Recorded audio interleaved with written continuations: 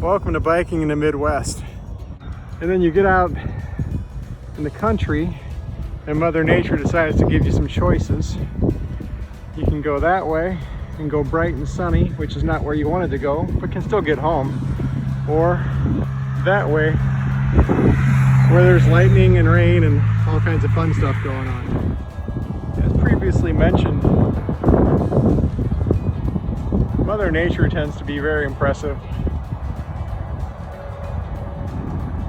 So I'm choosing the sunlight route for this ride because it appears I can avoid the thunderstorm by doing so. We'll see. All right, made it to the Nickel Plate Trail outside of Edwardsville. I believe I'm east of town, but give you a quick look at the sky. Pretty crazy stuff, especially when you look over there. Crazy and some rain. So on the way back.